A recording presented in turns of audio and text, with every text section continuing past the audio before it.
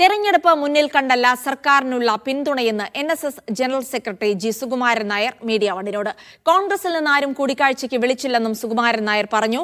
നിലപാട് മാറ്റത്തിൽ സുകുമാരൻ നായർക്കെതിരായ പ്രതിഷേധങ്ങൾ തുടരുകയാണ്.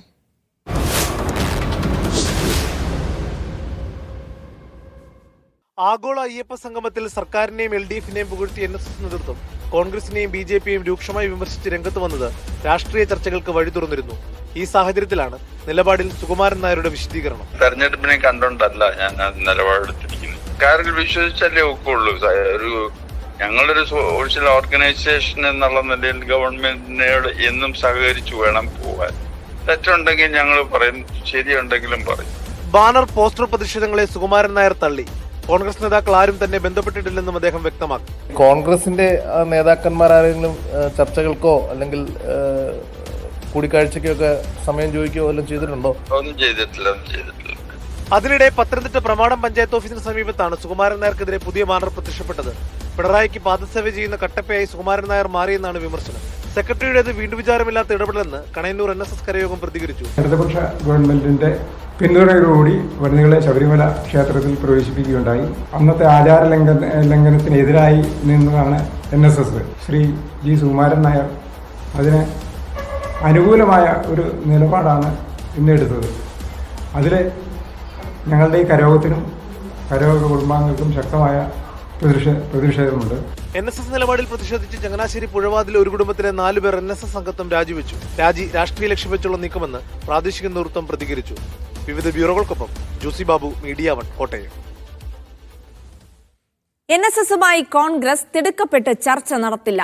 ഇപ്പോൾ NSSന് പിണക്കാതെ മുന്നോട്ടു പോവുകയും ഉചിതമായ സമയത്ത് ചർച്ചകൾ ആരംഭിക്കാമെന്നുമാണ് കോൺഗ്രസ് നേതാക്കൾക്കിടയിലെ ധാരണ.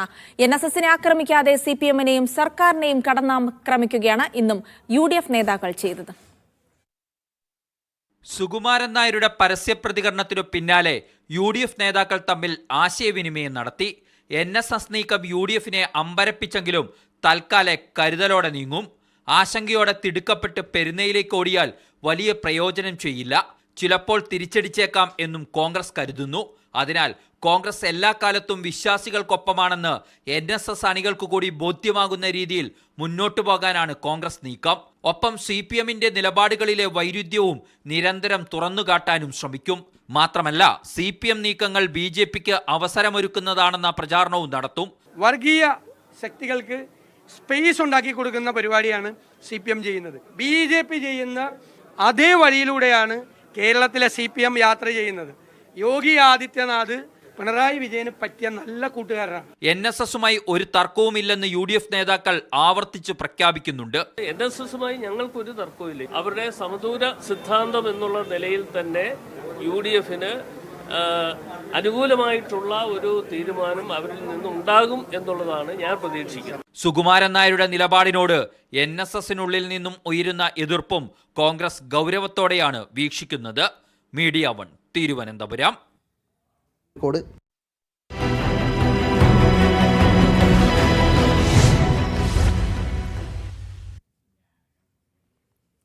ഷാഫി പറമ്പിൽ MPക്കെതിരെ CPM പാലക്കാട് ജില്ലാ സെക്രട്ടറി EN സുരേഷ് ബാബുവിന്റെ അധിക്ഷേപ പരാമർശം പൂർണ്ണമായും തള്ളാതെ CPM നേതൃത്വം. തെളിവില്ലാത്ത ആരോപണം ഉന്നയിക്കുന്നത് തിരിച്ചടിയാകുമെന്നാണ് ഭൂരിഭാഗം നേതാക്കളുടെയും അഭിപ്രായം.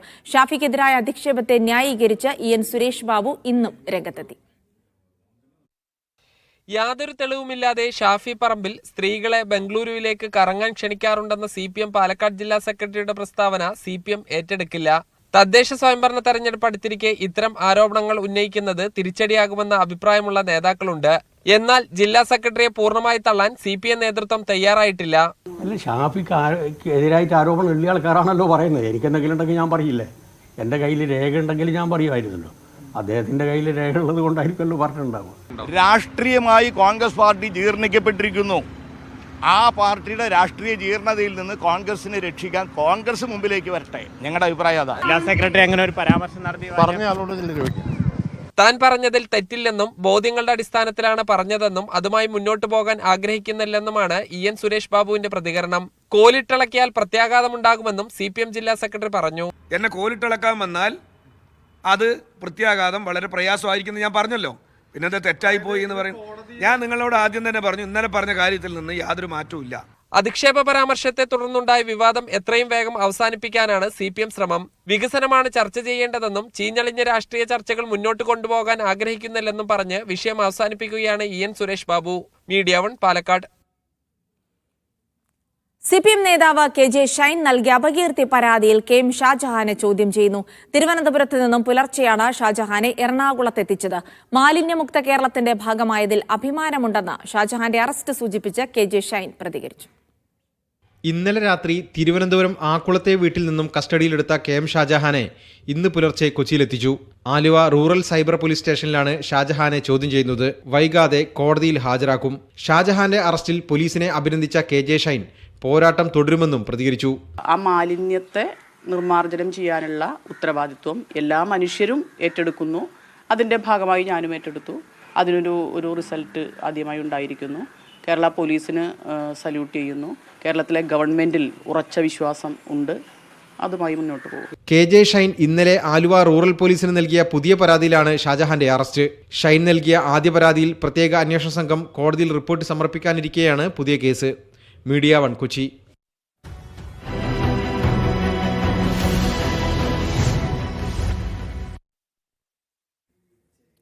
ND അപ്പച്ചനെ വയനാട് DCC പ്രസിഡന്റ് സ്ഥാനത്ത് നിന്ന് മാറ്റിയത് സംഘടനാ രംഗത്തെ പാളിച്ചകൾ. NM വിജയന്റെ ആത്മഹത്യയിലേക്ക് നയിച്ച പ്രതിസന്ധി കൈകാര്യം ചെയ്യുന്നതിൽ വീഴ്ചയുണ്ടായതും രാജിക്ക് കാരണമായി. പ്രശ്നങ്ങളുണ്ടെങ്കിൽ പരിഹരിച്ച് മുന്നോട്ടു പോകുമെന്ന് പുതിയ DCC president TJ Isaac media 1നോട് പറഞ്ഞു. AICC ഏൽപ്പിച്ച ഉത്തരവാദിത്തം സന്തോഷത്തോടെ നിർവഹിക്കുമെന്ന് ND അപ്പച്ചനും പ്രതികരിച്ചു.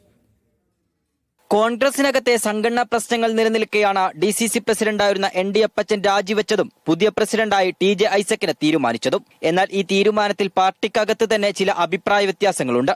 AICC മെമ്പറായാണ് അപ്പച്ചന് പുതിയ ചുമതല. പാർട്ടി ഏൽപ്പിച്ച ഉത്തരവാദിത്വം നിർവഹിക്കുന്നതിൽ സന്തോഷമുണ്ടെന്ന് ND അപ്പച്ചൻ പറഞ്ഞു. KC വേണുഗോപാലിനോട് പറയുകയും ചെയ്തത് ഇങ്ങനെ ചെയ്യാൻ പോകണമെന്ന് പറഞ്ഞിരുന്നു. ഞാൻ എക്സ്പെക്ട് ചെയ്തു കാര്യം 100%. അങ്ങോട്ട് സംസാരിച്ചിട്ടാണ് തീരുമാനം എടുത്തത്. അതെ. സംഘടനക്കകത്ത് നിലവിൽ യാതൊരു പ്രശ്നങ്ങളില്ലെന്നും എല്ലാവരെയും ഒരുമിച്ച് കൊണ്ടുപോകുമെന്നുമായിരുന്നു പുതിയ DCC പ്രസിഡന്റ് TJ ഐസക്കിന്റെ പ്രതികരണം. പാർട്ടിയെ ഒറ്റക്കെട്ടായി എല്ലാവരെയും കൂട്ടിയോജിപ്പിച്ച് തെരഞ്ഞെടുപ്പ് വിജയം മുമ്പിൽ കണ്ടുകൊണ്ടുള്ള പ്രവർത്തനങ്ങളുമായി മുമ്പോട്ട് പോകുക എന്നുള്ളത് തന്നെയാണ് ഏറ്റവും പ്രധാനപ്പെട്ട കാര്യം.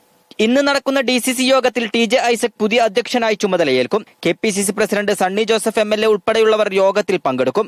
കഴിഞ്ഞ കുറെ നാളുകളായി കോൺഗ്രസ് നേരിടുന്ന ഗ്രൂപ്പ് പ്രശ്നങ്ങളും വിവാദങ്ങളും പുതിയ പ്രസിഡന്റിലൂടെ എങ്ങനെ പരിഹരിക്കാനാകുമെന്നാണ് എല്ലാവരും ഉറ്റുനോക്കുന്നത്. മീഡിയ 1 വയനാട്.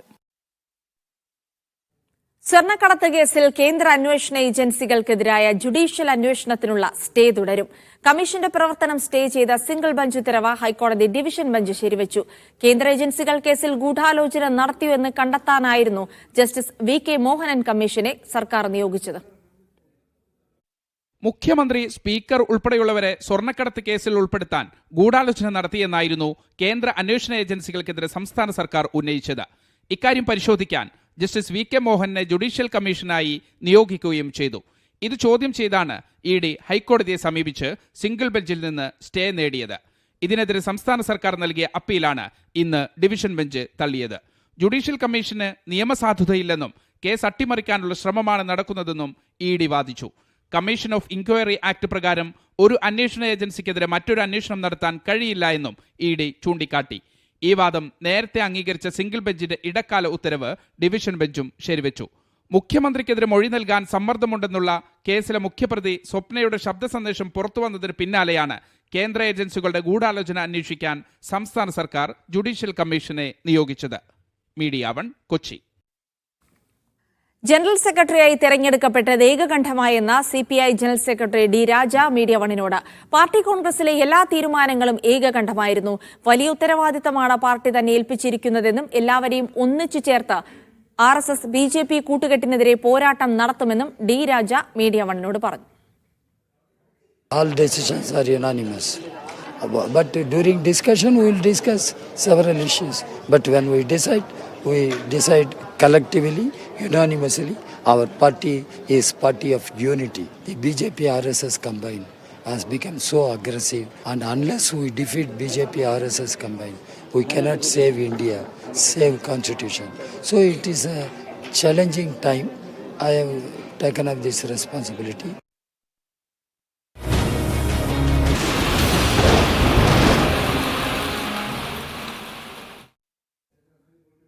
തലസ്ഥാനത്ത് മഴക്കെടുതി രൂക്ഷം. വിവിധ പ്രദേശങ്ങളിൽ വെള്ളക്കെട്ട് രൂപപ്പെട്ടു. കുന്നത്തുകാൽ അരുവിയോടാറിന്റെ പാലത്തിന് സമീപം ബണ്ട് തകർന്നു. സംസ്ഥാനത്ത് 4 അണക്കെട്ടുകളിൽ റെഡ് അലർട്ട് പ്രഖ്യാപിച്ചു. കനത്ത മഴയിൽ വിവിധയിടങ്ങളിൽ മഴക്കെടുതി തുടരുകയാണ്.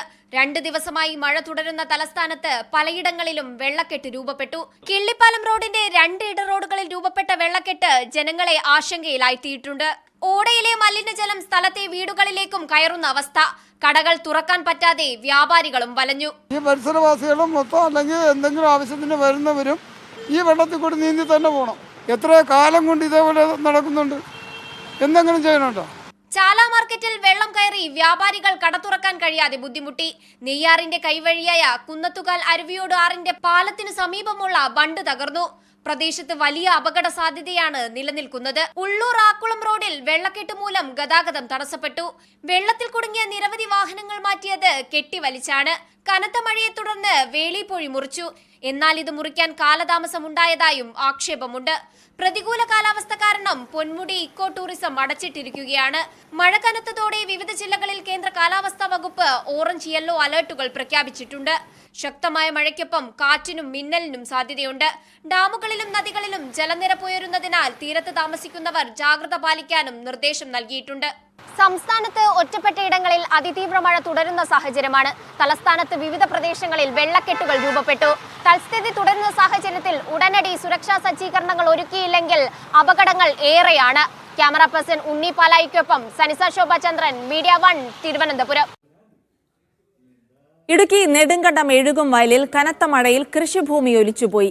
1/2 കിലോമീറ്ററോളമാണ് മണ്ണൊലിച്ചു പോയത്. കുരുമുളക്, ഏലം, കാപ്പി തുടങ്ങിയ കൃഷികളാണ് നശിച്ചത്. മണ്ണൊലിച്ചു പോയതോടെ സമീപത്തെ റോഡും അപകടാവസ്ഥയിലാണ്.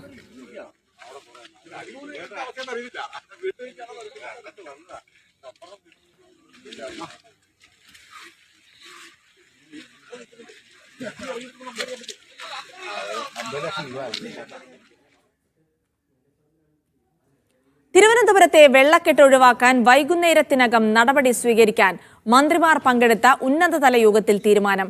PWD ഉദ്യോഗസ്ഥർ റോഡുകളിലെ വെള്ളക്കെട്ട് നീക്കാൻ നടപടികൾ സ്വീകരിക്കും.